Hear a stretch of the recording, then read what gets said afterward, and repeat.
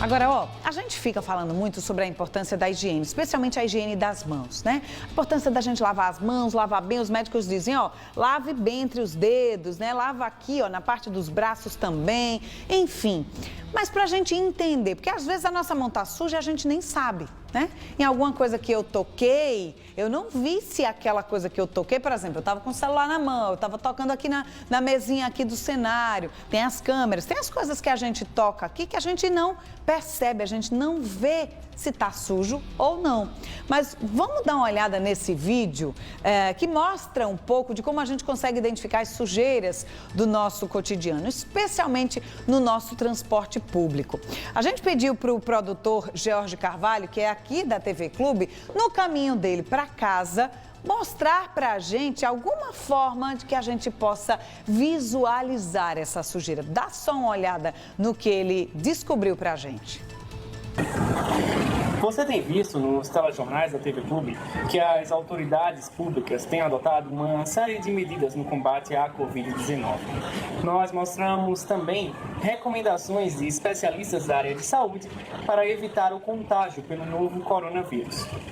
Para quem anda de transporte público, esses cuidados precisam ser ainda maiores. Por isso, agora, sempre que eu ando de ônibus, eu uso uma camisa de mangas compridas.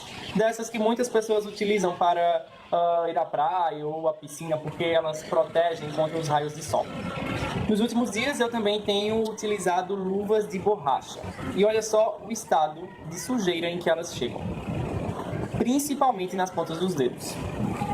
E toda essa sujeira, ela estaria em contato direto com a minha pele, caso eu não estivesse utilizando luvas, que é o que normalmente acontece.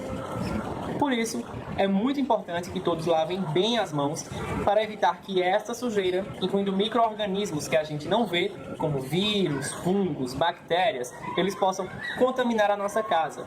Ou ainda pior, que com as mãos sujas eu possa contrair alguma doença ao colocar em contato com os olhos, nariz, boca, quando involuntariamente e sem querer a gente leva a mão ao rosto. Lave bem as mãos e, se puder, fique em casa. Pois é, infelizmente a gente não pode, né, George? O George, assim como eu, assim como os nossos queridos colegas aqui da emissora, porque a gente tem essa missão de deixar você bem informado. Seria muito egoísmo da nossa parte se a gente tivesse acesso a tantas informações e a gente não compartilhasse com vocês. Então é por isso que a gente está aqui, por vocês, por todos nós, para que a gente possa, por exemplo, mostrar experiências como essa que o George fez no caminho dele. O George, que também não pode ficar em casa, está tendo que trabalhar assim como a gente, porque nós fazemos parte dos serviços que são essenciais num momento como esse.